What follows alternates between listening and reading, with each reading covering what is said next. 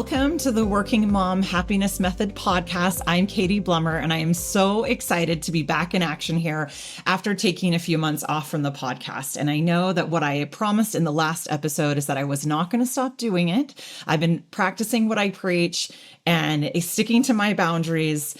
And so I took a little bit of time off, but I'm so excited to take this into the next phase, which is to bring on guests and interview wonderful women who have taken the full program and how it has changed their lives.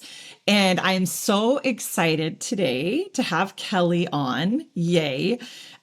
So Kelly is going to introduce herself in a little bit more detail here in just a minute. The reason I wanted to have you on is because you were in the very first group that I took through the Working Mom Happiness Method. So back in 2020, when it was brand new. And it has been so amazing staying in contact with you and so inspiring to see you continue to follow what you've learned in the program and stay consistent with it. I know you still update your Best Life Master Plan, and you still listen to the podcast on repeat, which is awesome. It makes me so excited. And it has been so amazing just seeing how it continues to keep you on your living your best life in your career and all the advancements you've made there and in your personal life as well. And as you know, I think it's all one life, right? It's all the work life, the personal life, it's all one life. So thank you for being here. I'm so excited. I know that everyone listening is going to just get so much out of this and learn so much from you. So welcome. I would love if you would just start by telling us a little bit more about yourself. That would be great.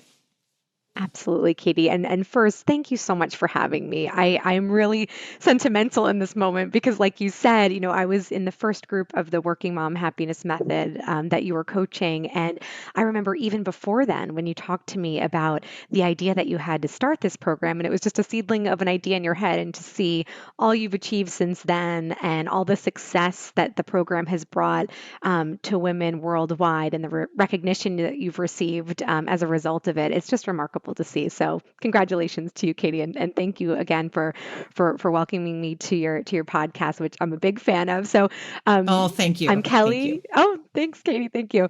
I'm Kelly. I'm a working mom of 3 young children. I live in New Jersey, just outside New York City. My husband and I have been married for 10 years. We just celebrated our 10-year anniversary, and we've been together for much longer than that. Our daughter is almost 8. Our son is 6, and then our youngest son is 3.5, going on 30. I feel like some days he's the one raising me over here. I From a love it. professional standpoint, I've been working for nearly 20 years in the finance industry. I started out as a summer intern in downtown Manhattan and really only ventured a few blocks north since then and all this time, other than to head uptown to Columbia to get my MBA while I was working full time, which I have to say was a great experience. A quick side note, my background, undergraduate, I actually studied languages. And so my degree was in Chinese and Spanish from Colgate University in upstate New York. So I always had the intention of going to business school and focus a bit more on finance and economics and strategy. So I'm glad I made that happen. But back to the career, I've always been in financial services, although my roles within the industry have shifted a bit as I developed throughout my career and pursued roles that I was interested in. So I've been very fortunate to work across 2 great firms, 2 very different firms at that, which has provided some really rich experiences. I started out more on the client side, business development, consultative sales, strategy. I've held various chief of staff type roles at my institutions, and ultimately roles in the regulatory interactions and engagement space. I'm a proud manager of a team. This is something that's always been very important to me, as I love the coaching and the mentorship element of professional life. I love mentoring junior employees and especially working moms. And outside of work, love coaching my kids' sports and volunteering wherever I can in the schools and in the community. That's a little bit about myself to start. Okay, thank you so much. And I'm just so excited that this has helped you so much because you are exactly the person this is meant for. You have a big career that you're excited about and that you want to pursue.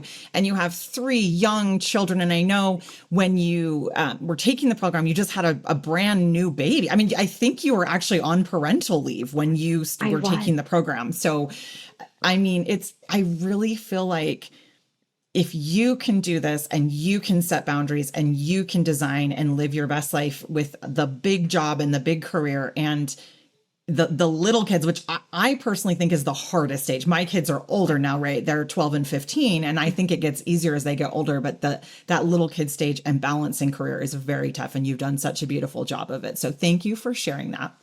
Now I'm hoping that you can share a little bit about so before and leading up to you taking the Working Mom Happiness Method program. Yeah.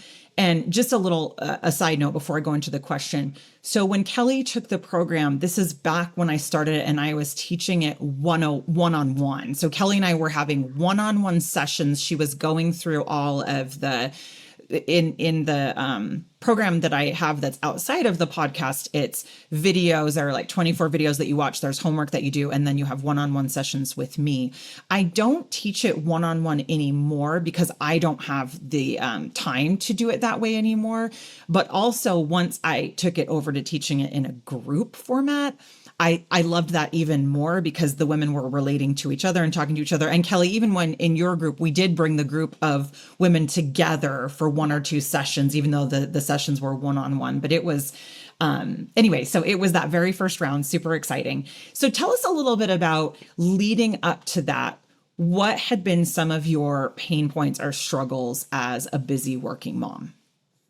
Oh gosh, where do I start, Katie? I feel like everything was painful, right? It was Yeah. really, it was trying to do it all. I feel like I was really succumbing to that societal pressure that tells us as women and as working moms especially that you have to do all the things. And I was letting myself succumb to that instead of taking a pause to say, no, I'm in control of this. I need to set some boundaries. I need to be in the driver's seat here. I need to figure out what's important to me and really take control back. Things kind of felt like they were spinning a bit out of control. And just everything started to seem overwhelming. There was a lot to juggle, a lot to balance, whether it was work schedules, home schedules, schedules for the kids, trying to, maintain the home, whether that's, cooking or cleaning or laundry, and really just trying to do all the things. But I think for me, what it really came down to and where it really started was setting those boundaries and kind of taking that reset to say what's important to me. So at that time when I was going through the program, professionally, I was trying to assess, how am I going to return to corporate life after my third transition back from maternity leave. Now I have three little ones, and it's a bit different than the previous two times. Each of them needed something very different. They were all at very different stages. They all needed different things from me. Usually, they all needed different things from me at the same time, which was very difficult. I also felt that from a career perspective, I was at a bit of a crossroads and trying to determine my next step. Would I remain where I was, which was a great role and I was really comfortable there and knew it really well? Or would I try something new? Would I bet on myself, right? Would I take that next step? And I think from a personal introspective um, point of view, I was really trying to, who am I? Some of these existential questions, right? These, Sure. these deeper questions. Who am I anymore? Did my identity just morph into mom? What's Right. important to me? What is this kind of new version of life look like now as a mom of three? And things became a little bit more challenging. Things that before were quite easy to balance, easy to juggle. And now I had to be a little bit more deliberate with my time and with my energy.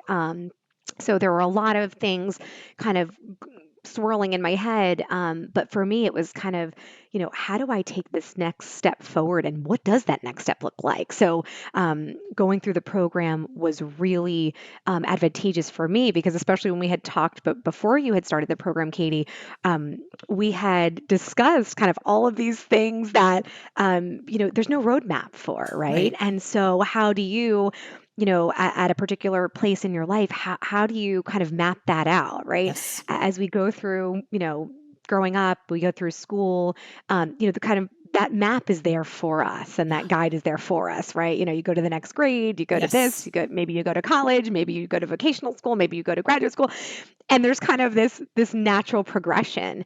And it's almost like one day you wake up and you're like, wait a second, what is that roadmap? And that realization that, hey, I have to create that roadmap for myself. So those were just some of the pain points. But really, it was unfortunate that it was kind of, how can I do this all? How can I do it Yeah, all? And that wasn't exactly. realistic at all. Well, and I think that's, I mean, I hate to use extreme words like always the case in everyone I speak to, but it really does feel like when I start to get into these discussions with working moms, it really seems like that's how we all feel. It is so Yeah. difficult to balance it. And it's, I loved what you said there was there's no roadmap for that. And in fact, society would teach us the opposite that as women, we should, I hate the shoulds, air Yeah. quotes, the shoulds, we should be getting our value and worth from supporting all those around us, taking care of our family, cooking healthy meals, having a clean home, right? And I know those are like cliches and generalizations, but it's real. There's a lot of guilt involved when we want to do it all because we feel like we should be doing more with the family stuff and with the home stuff when if we want our careers to go in the direction that we're excited about, we have to be doing more over there. And so that's when the guilt comes up. That's when the stress and the exhaustion comes up. And it is just so incredibly common. And that's literally why I started this because we're all Yeah. struggling with it. And there's no one out there. There's no teacher of this. It's why like the mission at Women's Best Life University is empowering women with the life-changing education that we don't learn anywhere else. We don't learn in schools. We don't Right. learn at work. It's just and it's not intuitive. It's not intuitive that setting boundaries will make your life better because they're scary and we think people won't like us. And so thank you for your vulnerability and for sharing that. I appreciate it. Okay.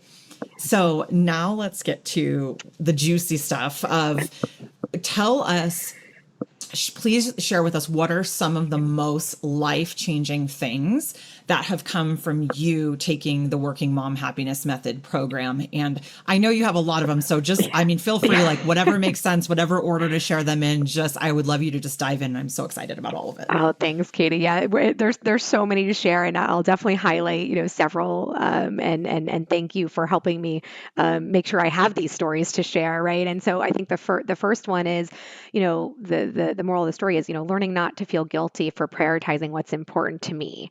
Right. And really breaking the cycle with that and carrying that over into my leadership of my team at work, so that my directs, my organization never feel that they can't prioritize what's important to them. So the story behind this, and this is one of my favorite examples, but years ago, I had sought Katie's advice on this. At the time, the head of the division I was working in scheduled a year-end calibration session, and this session was really to determine our employees' year-end ratings. And that calibration session, so one of the most important sessions of the year, right? That this is how people are going to be assessed on their performance.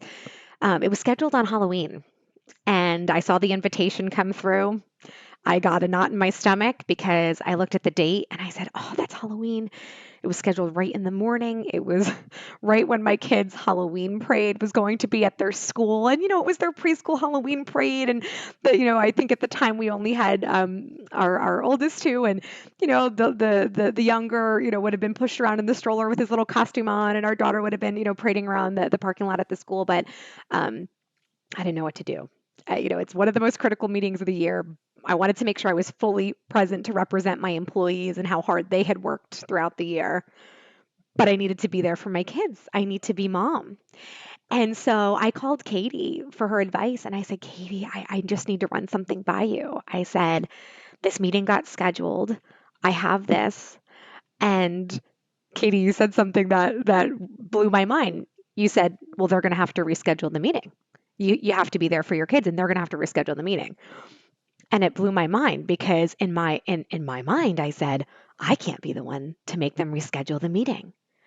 But at the same time, why shouldn't I be the one that made them reschedule the meeting, right? Woohoo! I Because want to cheer for that. I Sorry. was Yay. I was just as important as everyone else at that meeting, right? And I was critical to that meeting. So guess what? If I'm critical to the meeting and I can't be there, the meeting needs to be rescheduled. So Katie, when you said that to me, it really was that light bulb moment.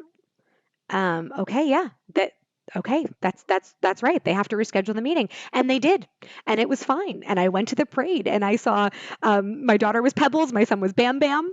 I saw them in their parade, and I made sure when that meeting was rescheduled that I represented my employees, and it all worked out. And I think in that moment, that really gave me the confidence to know my worth. Yes. Oh my gosh.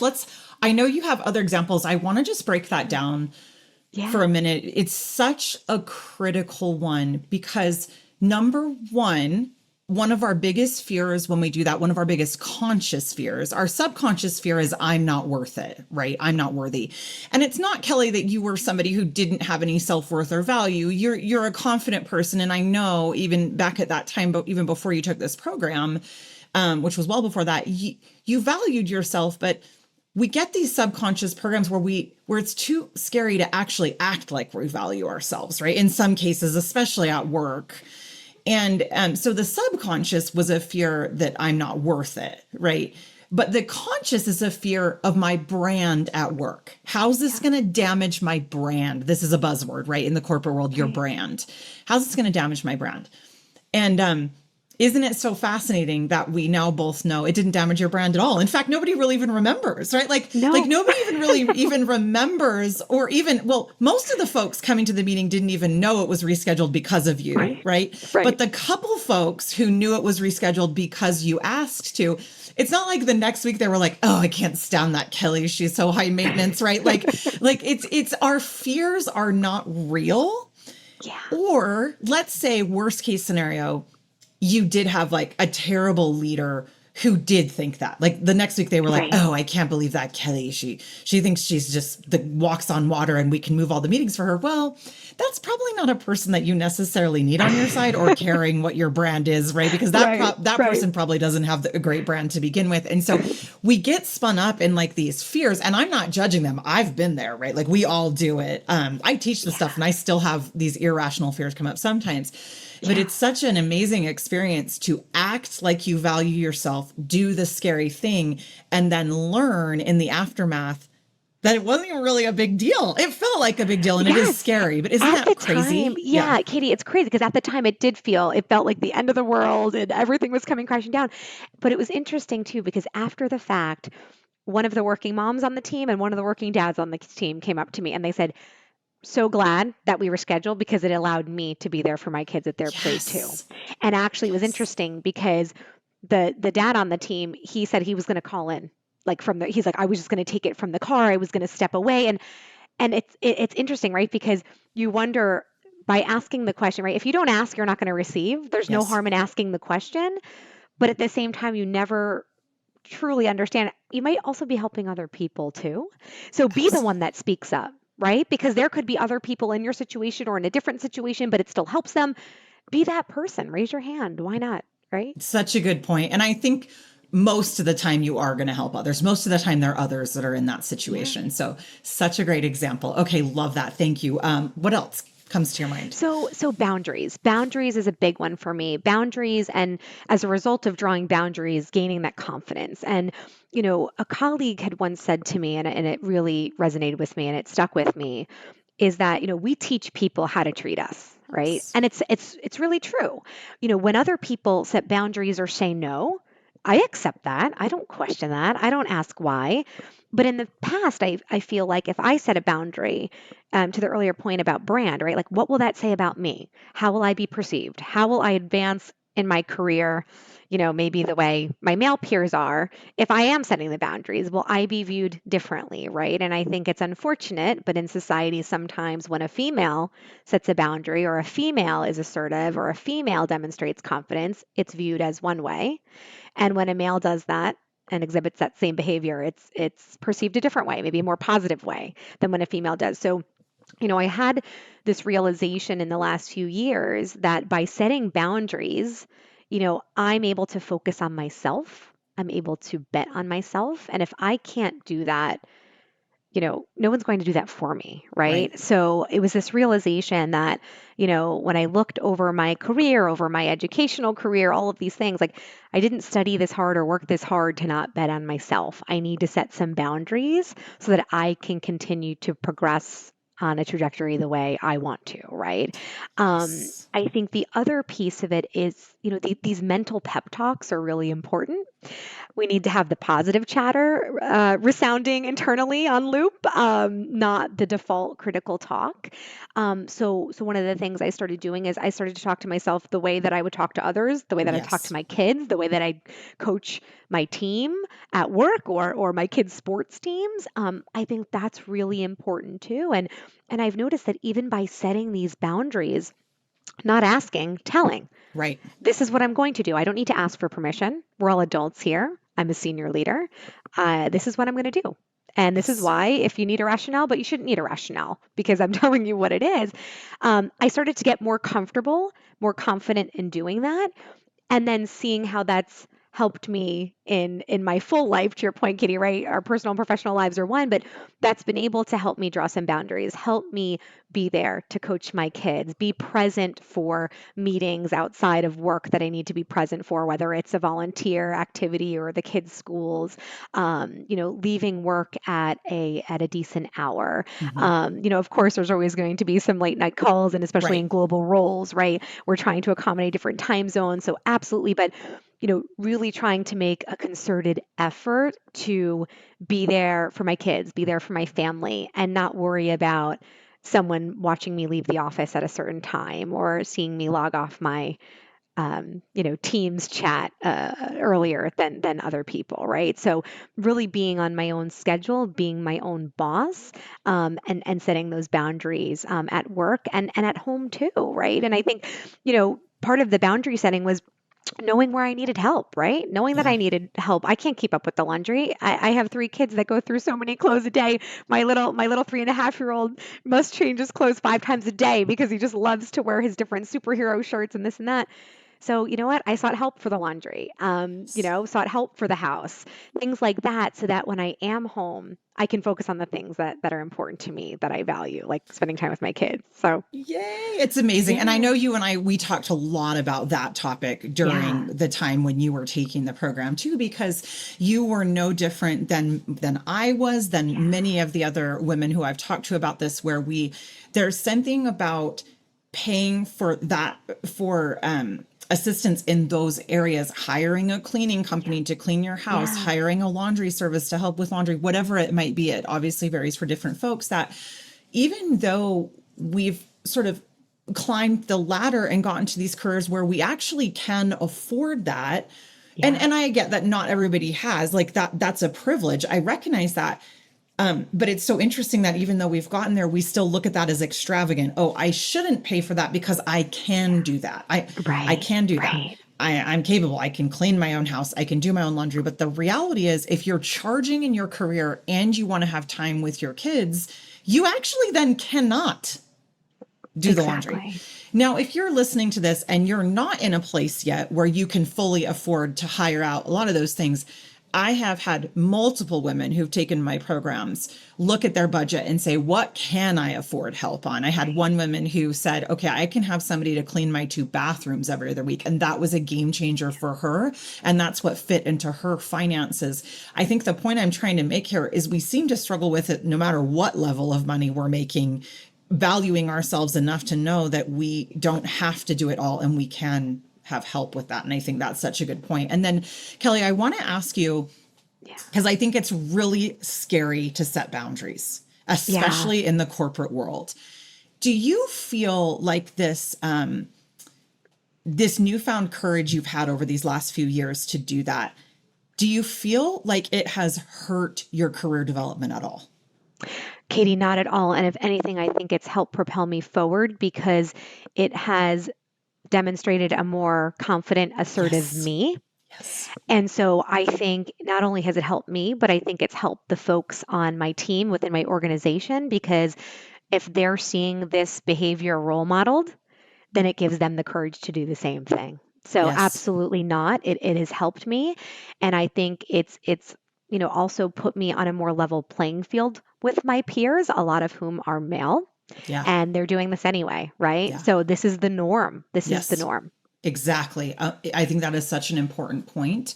And I have yet to come across somebody who has taken the program and implemented boundaries and have it hurt their career. I think it's possible it could happen if you're in a toxic work environment, which obviously Kelly is not, which is great.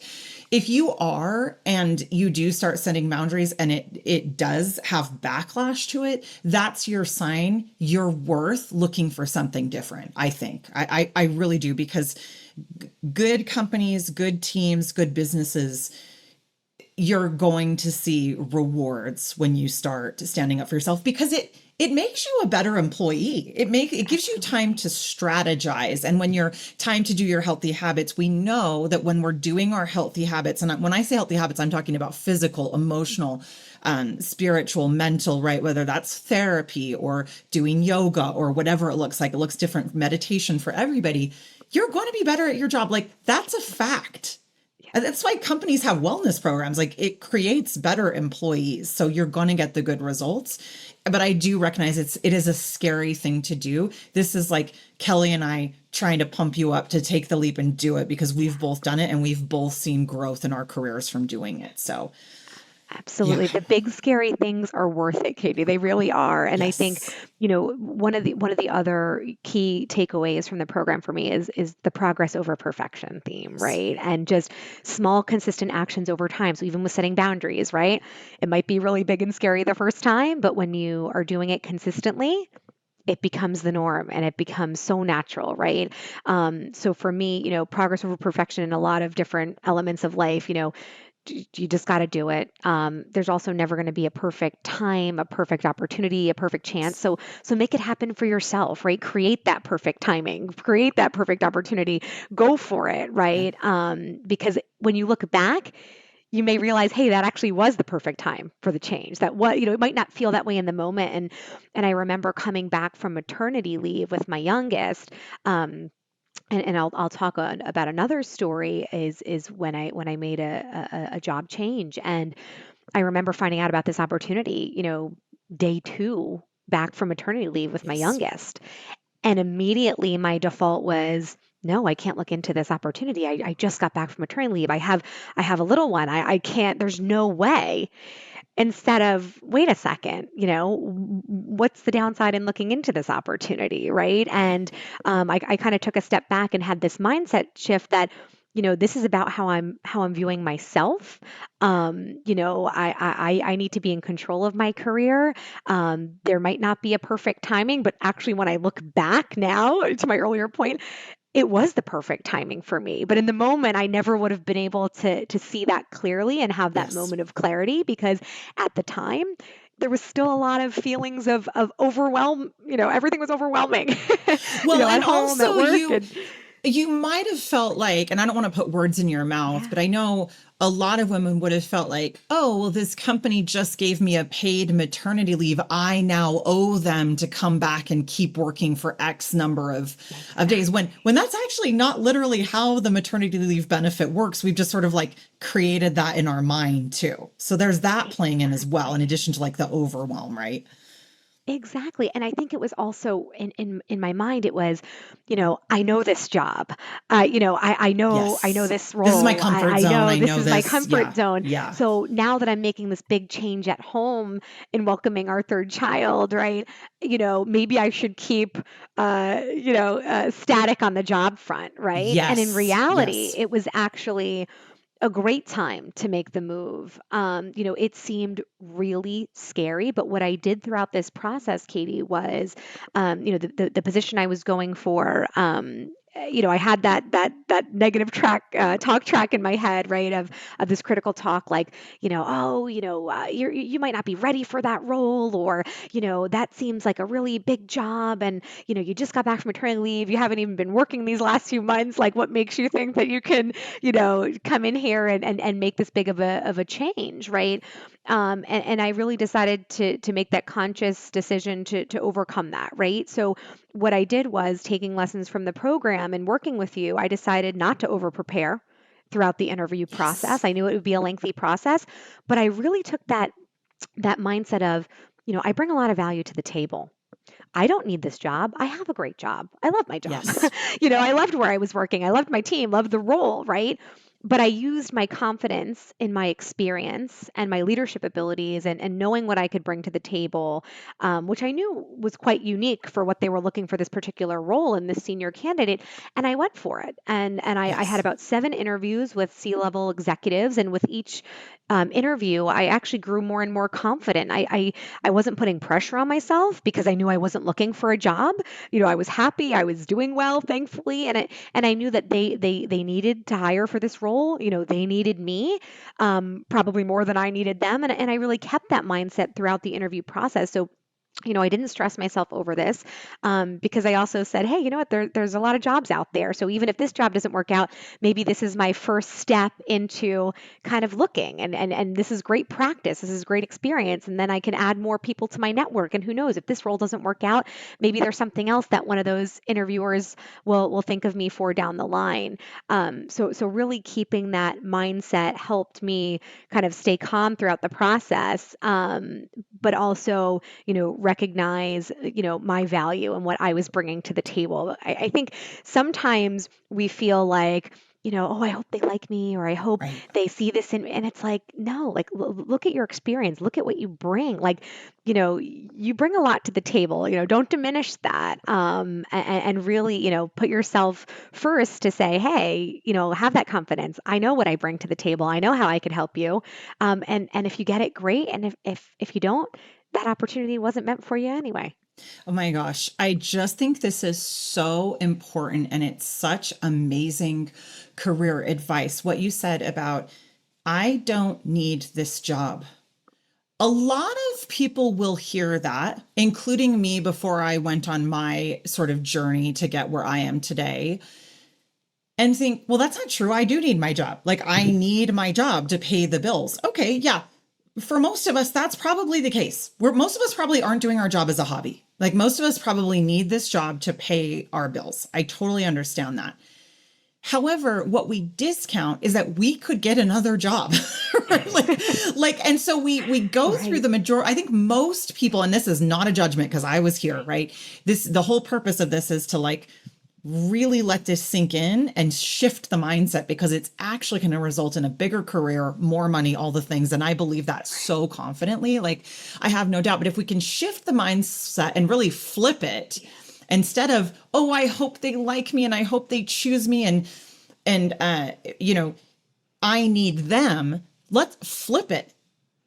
They need me because I'm a badass and I have these skills that are really going to help this company, and they need me.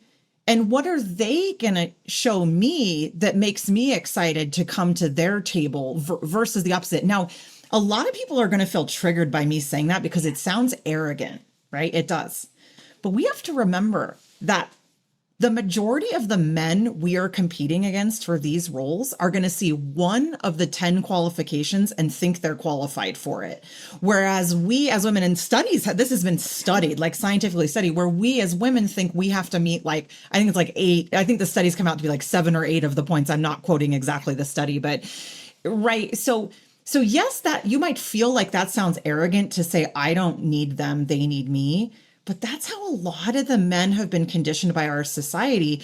And the solution isn't for them to be more like us. It's for us to be more like them, right? We have to go for it. So Kelly, thank you for sharing that. I think it's just so cool that you did flip the switch. You didn't over prepare, and they valued you, and you came into this big, awesome job that you've really enjoyed. I just think it's so inspiring. It gives me chills. And It's so thank cool. you, Katie. And it's interesting, like taking it a step further too, right? Because I had that mindset going in, when I received the offer, I had a moment of, excitement and pride. I was proud of myself for, Of for course. achieving that, because of, just coming off of maternity leave, for all these reasons that we just kind of talked about. But I took it a step further because when they gave me the offer, I didn't just accept the offer, I negotiated for myself, right? So I was negotiating and advocating for myself. And because I had that mindset from the beginning, right? It was easier for me to do that because I knew my worth. I knew the value I was bringing. I knew the unique opportunity and the unique fit I was for this particular role and what I was bringing to the table. So I fought for myself and advocated for myself for a package that I thought was fair. And so I would encourage women, men too, that are Yeah. listening, right, to fight for yourself. I received advice very early on in my career. No one is going to fight for you and advocate for you the way you will do that for yourself. Yes. And so you have to remember that. And one of my favorite lessons from one of my negotiations classes in business school, and also my practice in negotiating with, my own children, right? But if you don't ask, you're not going to know. You're not going to know what you're leaving on the table. They're not going to rescind your offer just because you asked for X, right? Right. They've already given you that offer. You Yes. know that they want you. And Yes. especially as you progress in your career, you realize for some of these senior positions, there are not large qualified candidate pools. Right. So it's important to, really keep that in mind when you're going for these roles. It's not just, oh, whew, I got the offer and I'm going to take it and run with it.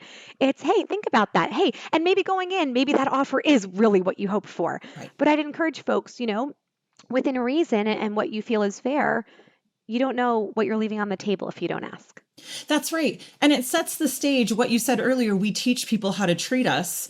You set the stage right from the get-go that I am somebody who knows my value and my worth. And quite frankly, they're expecting you to counter. Like they leave wiggle room. You know what I mean? Like we just like call it like it is. So such great advice. I love it. And you're right. It does apply to men and women across, because not all men are the way that I was kind of implying earlier. It's sort of a generalization I was making, but thank you for calling that out. Totally. Yeah. Love it. And I think, Kitty, one of the other things, another story I can share is moving to our new house. I'm so And excited. All this these things, was Kelly, it's so excited for me to contain, like to not clap into the microphone and like, because all of them I want to cheer, but anyway, I'll let you talk. Sorry. no, but this was another thing, Katie, too, right? I mean, when going back to kind of the pain points conversation, right? One of the things that Brian and I, my husband and I, were talking about is, we loved our home. We really did love our home. But after, we moved there with one child that was under one when we moved in. Then we brought, our boys home there. Then we survived COVID in that house, and we kind of realized, hey, there might be some things that, especially if working from home is going to become a more consistent thing, we might need to pivot a little bit. We thought this was our dream home. We thought that we, thrive here the rest of our lives, which I'm sure we would have. But we started thinking about, okay, well, what do we want to do to make this house ours and really customize it for our needs, right, of our growing family? And so we started thinking about that, and we started making the list of the must-haves, the nice-to-haves, and it was scary. We got an architect, and I didn't want to leave. I loved that home. For me, that was I had made up my mind when we bought the house that we weren't going anywhere. All of this stuff, right? And then when we really started to make our lists of what we'd really like in a home, we took inventory of what we really valued, and we said, all right, before we kind of go through all these renovations, maybe we'll just see what else is out there, which was scary. And I was hoping to find nothing so I could stay in my home and, we'll just make it what we want. And I think as we went down that path and seeing how intense the renovations would be, that we'd have to move out of the house with three little ones, um, I said, you know what? All right, let's see what's out there. So we put some feelers out. We looked around, couldn't find anything. And just as we were about to put some deposits down, the house that we moved into came on the market.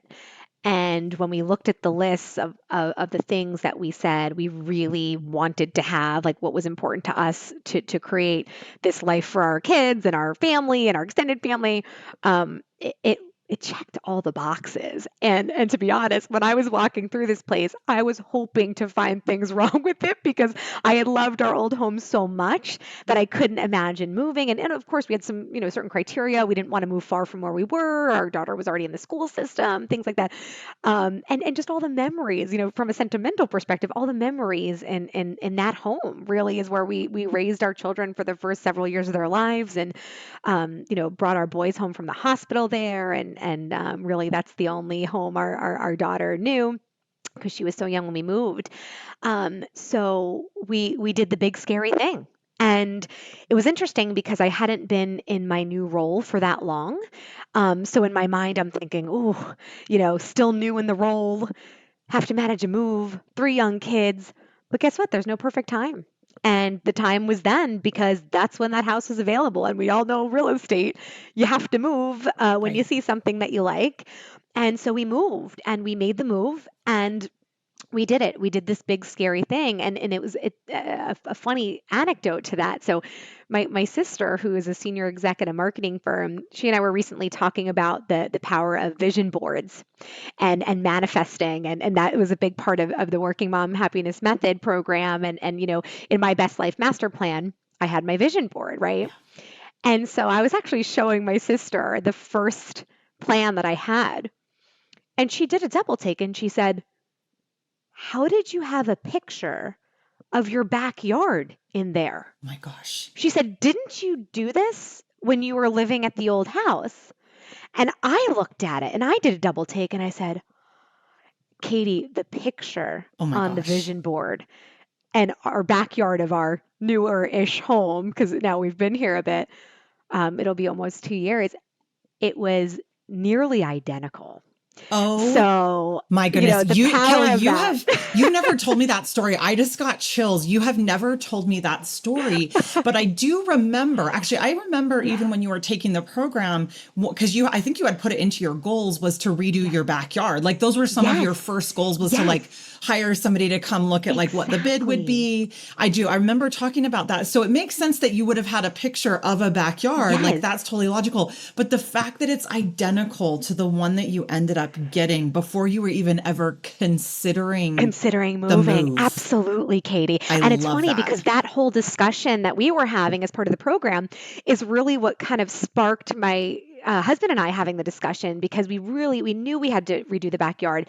And then it was like, well, okay, if we're going to redo the backyard, Yeah. then we can bump out the kitchen. Oh, and then if we're going to bump out the kitchen, we can bump out the upstairs to match that. And then it just kind of became bigger and bigger and bigger. And we were like, okay, let's hold on for a second. If we're going to go down this path, let's see.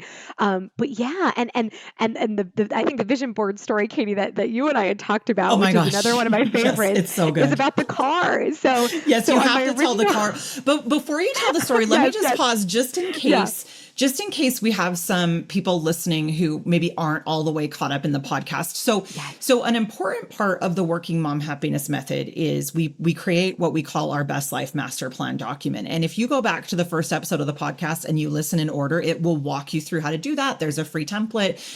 So Kelly obviously created this document. She continues to keep it updated. But one of the pages is just a little easy vision board. It's literally like one page that you just grab photos off the internet and you just paste them in there of things that you want to have in your life. And it could be anything. Literally, you could put anything there. And then we read that every morning during our morning routine. This is something we learn in the program. And the whole idea is it's not magic. It's not like a woo-woo thing where oh, you envision this and then magic comes and brings it into your life. It's brain science. It's that when we look at these things every single day, especially in the morning when our brain is the most absorbent, we are more likely to take the actions towards getting them. So probably what really happened with Kelly's backyard is that she had seen it so many times that when she went to this house that she lives in now and saw it, she didn't consciously think, oh, that's the backyard on my vision board. She subconsciously thought, this feels like home. And because yeah, she'd been looking at that backyard. And then also, and I know you left this out of the story, so don't kill me for saying this, but this house was more expensive than yeah, something that you had felt made sense for you. And I think similar to what we were talking about before, like hiring a cleaning company or hiring a laundry service or whatever, it was like it wasn't that you couldn't afford this house. It was that in your mind, it seemed like like it seemed like a lot, right? Kind of like what I was Absolutely. saying before. And so I also believe that your brain and your subconscious seeing that backyard over and over and over again makes you more likely to take the risk and the leap that your survival brain is fighting against you when it comes time to spend the money for that bigger home. Right. I think that's an important aspect too. Absolutely. But anyway, that's a little bit of table setting, just in case you're wondering what we're talking about here with like the Best Life Master Plan. But okay, now tell the story because I love it. I'm so Yeah. excited. So on my first master plan, I had put a specific car on there. So it was a very large bus-like type vehicle, 7 passenger, right? And I blame my parents because I grew up and we always had Chevy Suburbans, right? And so I was one of three, and it just fit three kids really well. And so when we had three kids, I was like, okay, we need a bigger car, right? And honestly, we had a car before. It worked, but it didn't work great, and it was a lemon. We had a lemon, unfortunately, and it kept needing attention. Engine issues, suspension issues, insert crazy car part name here that I don't understand. You name it, there was an issue, right?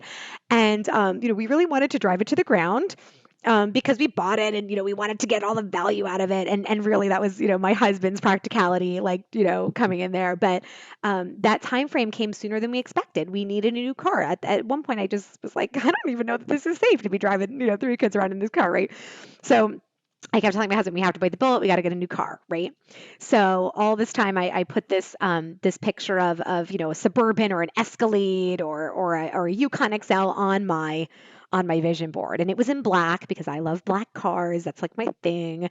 And so at the time, the world was still emerging from COVID. It was really difficult to find these larger cars, these 7, 8 passenger vehicles. It was really hard. And honestly, I was at the point I was ready to go all in on like a Sprinter van just because, like, we found a couple that were available. And so we had been looking for a little bit, and we found another car that was of similar size. There was one left on a local lot, but we would have to move quick. And it wasn't exactly what we wanted, but we were kind of getting desperate. And I think Brian, my husband, kind of realized that all right, we did need a new car, and like it looks like we're not going to be able to get anything, because this is when there was that semiconductor chip shortage, and really these cars were very difficult to come by. And actually at the time we only had one car because we were transitioning from more urban life to suburban life. Prior to COVID, we had both been commuting in the city, so we were able to make it work with one car. But now after COVID and working from home more often, we were kind of also thinking we probably need a second car too. So just on a whim, Brian decided to go check out a dealership, to look at another car. I think it was like a Lincoln Navigator or something like that. Turns out by the time he got to the dealer, the car was already gone. It said they had the car in stock. He called, it was there. Someone had just came in and signed for it. There happened to be a GMC dealership next door. And Brian went in. They had one left in black. He called me. He said, Kel, he said, I'm signing the papers for GMC, Yukon XL Denali. He's like, I'm pretty sure this is the one that you love. I'm gonna sign for it. I'll drive it home right now. And it's funny because when I looked on my vision board, Katie, I mean, it was literally the exact same car. And, I wasn't even there with him. He obviously didn't see my vision board. Right. But here we were, like, he came, he comes home with this car, and it was, exactly what I had wanted and what I had dreamed of. And so that was another kind of vision to reality story. And it was It crazy how literally that came to life. rolled into your driveway. Like literally what Absolutely. was on your vision board Absolutely. rolled into your driveway. It was, and you hadn't discussed, that it had to be that specific car that you No, got. It just was like, no. it's just like the best story that he would just, pull the trigger right there, that moment on Yeah. that exact one. And it's really how these things work. It's wild. And Yeah. I used to roll my eyes at things like this. And I'm sure some people are hearing this and being like, oh, that's silly. I used to roll my eyes when the book The Secret came out, right? When it said like, oh, just quit your job and envision checks coming in the mail and checks will come in the mail, right? Like that's not what we're talking about here. We're talking about how when you put it in front of your brain every day, you're more likely to take the actual steps that make it happen. And Kelly, you were pushing for this sort of bigger, Yeah. newer car, which I know that, Brian was a little bit more inclined to go with maybe like a Yeah. used car, something that was a little bit of a Yes. better deal. And so just even you sort of having like, I don't know, courage is probably the wrong word because I know you and Brian have a great relationship, but just you valuing yourself enough to just push that Yeah. a little is what put it in his mind and would have even like had him, Yeah. buy that on the spot. I really think that's the Exactly. And truth. it Yeah. was funny because the car that we had at the time, we bought it certified pre-owned, and we felt good because we got a good deal on it, and it was safe, and it was, at the time when we just were expecting one child, when I was pregnant with our daughter, and that was great, right? But then it's, um the car had issues, Yeah. and we kind of saw, like, not to say that every pre-owned car has issues, but for in our experience, I said, Brian, we can't deal with this again. Now we have three kids. We have to make sure. And I think he kind of realized that too, like, oh, we don't want to be going through this again. This was kind of challenging to deal with, and be without a car, or be with a rental car, or to deal with all these issues. Maybe it's Right. better to get something that's a little bit newer technology, a little bit more current, and maybe we won't have to deal. And again, look, there's lemons that are brand new cars too, so it really just depends. But I think that really sparked the conversations for us, and I think the more we had the conversations, the more we realized we did kind of need this kind of car, and yeah, I think I kind of convinced him that, hey, isn't that sharp? Don't you like that? Yes. Yeah, exactly. And it's exactly abundance mindset versus Yeah. scarcity mindset, right? And Yes. we talk a Yeah. lot about that in the Working Mom Happiness Method program. And a lot of people would hear this story and think, well, that was a stupid financial decision. As soon as you drove it off the lot, it went down by, 20,000 in value or whatever. We hear that a lot, right? Yeah. And is that literally true? Yes, it is. We know that is literally true, that when you drive a new car off the lot, you buy it, it loses value as soon as it's not a new car anymore and it becomes a used car, right? That's actually a thing. Abundance mindset says that, and I believe to be very true, and I'm sure this is your experience, Kelly, Yeah. because I had the same situation, used cars for years, and then finally bought my new car, and I tell that story in the program. It's a Mhm. good story. What happens when you do that and you value yourself enough to spend that extra money on yourself is every single time you get in that car, it's a reminder that you chose yourself and that you value yourself. And then what that does is it creates a cycle, a good cycle, an upward spiral in your brain, that I am worth doing things for myself. And when I do things for myself, my life feels better. Because when Kelly gets into that big, beautiful car that seats her family really easily and makes her life easier, it feels good every time. Like the dopamine hit the brain, you feel good and you feel like your life's better. And when you feel like your life's better, and it's easier in that car, it translates into doing better in your job, being a better mom, being a better spouse, right? Like these things are really real. Whereas scarcity mindset literally does the opposite. And we continue not choosing ourselves. We're going to repeat that pattern. We stay in a job that doesn't serve us. We might stay in a relationship that doesn't serve us, right? We might just continue to feel exhausted. And so this might seem like some listeners as like, well, who cares? It's a car. It's so much bigger than that. It And is. for you, it was this car Yeah. and this house and this job and being able to have this time with your kids, right? Like it's different for everybody, but this is what abundance mindset does. And it's just like, it makes me so excited. So thank you for Yeah. sharing those And awesome Katie, one stories. other point, as you were talking, I was thinking about this too, right? I forgot to mention, I've always been a car person. Like, I really love cars. And, not that, the car means everything to me, but like I Sure. like cars. It's like one of my things, right? Now, Brian, he really doesn't like cars. Like, he doesn't really care.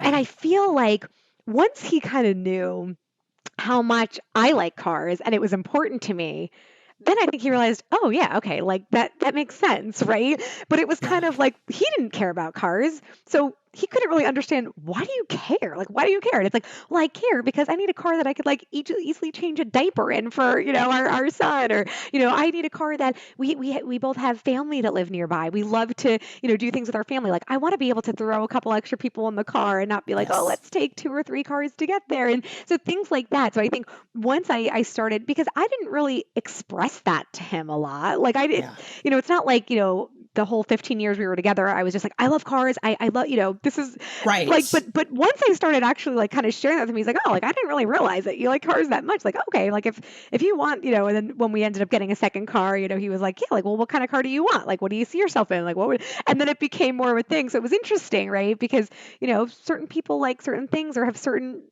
you know, things that they gravitate towards, and because cars wasn't the thing that he gravitated towards, he didn't really understand it. So I Well, think it's it's important to kind of another vocalize that.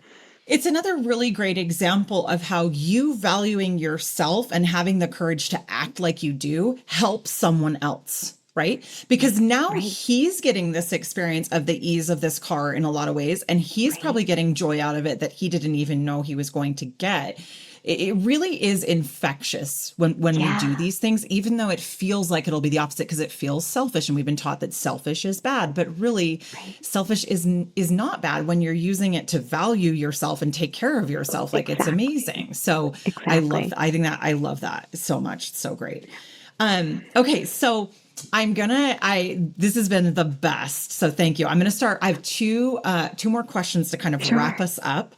Yep. And so the first one is, I know you've given a lot of advice throughout as we've been talking, but is there a piece of like high level advice that, based on everything you've learned and how Yeah. it's changed your life, that you would like to share with other moms out there who are feeling that constant exhaustion and overwhelm trying to Yeah. juggle all the things? Yeah. Katie, I think it's important, take a breath, take time to reset, know that you're doing a great job, know that you're doing the best that you can first and foremost. It's okay to ask for help, right? We are going to, break the cycle with our generation. We're not supermom. We're not raising supermoms. Supermom is not a thing. Supermom doesn't Yes. exist. Unfortunately, our society has made us think that it does. It Yes. doesn't. Um, the Working Mom Happiness Method provides a proven roadmap for moms who are feeling this way, right? To help them through these challenging times. So I think it's important, not only to listen to the podcast, and I know you have a book coming out too, Katie. So that's important. But think about what's most important to you. What do you value? What do you prioritize? Once you have that North Star, everything starts to align to that, right? And we've been referencing the Best Life Master Plan. That's a great place to start. I would say, simplify where you can, whether it's from a scheduling perspective, and maybe I need to take some of my own advice here because I have like, 3 kids doing, 3 different things every season. But, it's important to simplify. From a personal perspective, maybe there's certain things that you need to outsource. Maybe like we said, maybe it's help in the home, maybe it's help with laundry, maybe it's help with childcare, so that you can do the things that are important to you. Those are the things that are going to help you feel better in your day to day life, and we need to give ourselves permission to do these things. And I think it's important. Each season of life is going to require different things, right? So in this particular season of your life, what do you need? Think about that, right? And that may change. In my own experience at home, there were a few things that I needed to do to kind of make life easier for myself. And I also think it's about the village too. Right.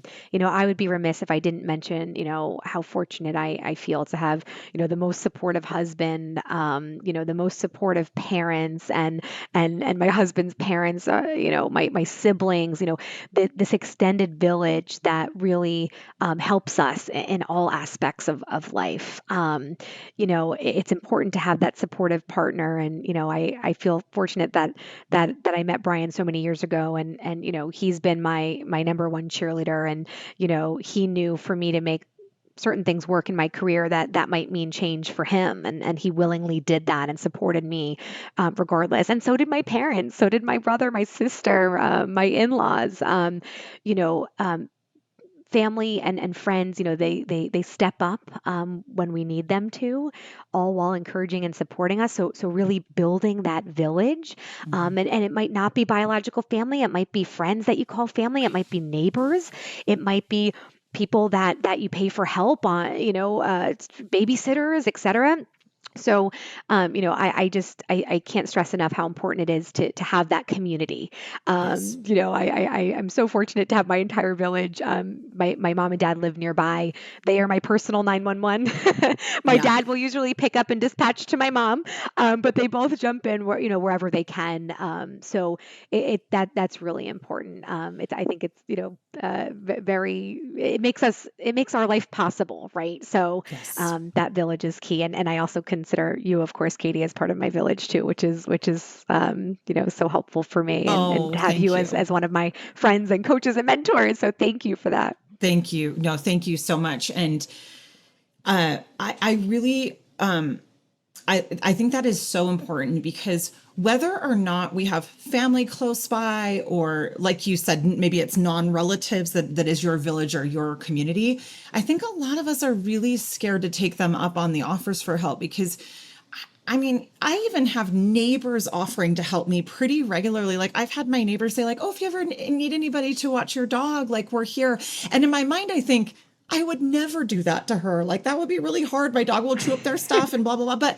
But people really like they mean that when they're saying it, and like we need to take advantage of that. And it is a game changer. So anyway, that could be a whole nother topic, obviously, but thank you for sharing that wonderful advice. And for the last question, I would love it if you would share with us what is your own personal definition of happiness, because this is Working Mom Happiness Method.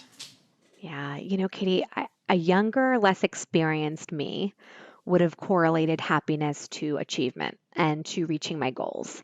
But what really became clear to me in working with you and through the program is that at the core of happiness, it's living my values and finding the joy in everyday life throughout the journey and not just at the destination, because I'm living how I want to live and I'm not allowing society or cultural norms or anyone else decide that except me.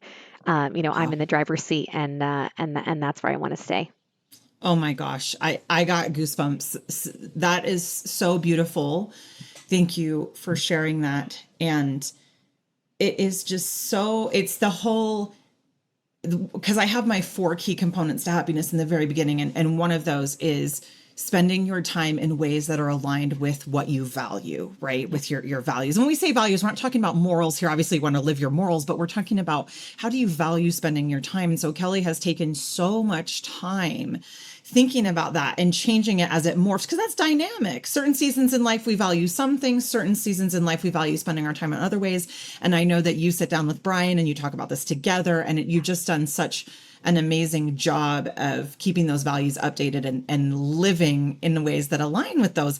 And of course you're going to get off track sometimes. We're not 100% of the time going to be like everything we do is exactly aligned with our values, but if it mostly is, doesn't it just make you feel so good? Like you just feel great. It does. It does. And your energy is it's just different. It's a Yeah, different type of energy, and it's a really positive energy that exactly. permeates throughout. Yes. And we know another key thing for happiness is we're not going to feel happy all the time, Right. right? And we have to know how to feel the hard feelings and sit with the hard feelings. But I really feel like that when we are living aligned with our values, those are the hard feelings are fewer and further between, and it helps us to get through them and sit with them and fill with them. So I love that. Thank you so much for sharing. I know what you shared today is going to be so inspiring to so many. It's so inspiring to me. So thank you so much for taking the time and coming on. Thank you so much, Katie. Thank you for having me. It's been wonderful. And thank you for inspiring me throughout your program and throughout our friendship. Thank you. Thank you. Thank you so much. Okay, so really quick, just before we close out, so the Working Mom Happiness Method, I mentioned I don't teach it one-on-one anymore. Where I've actually moved it is a group program for companies.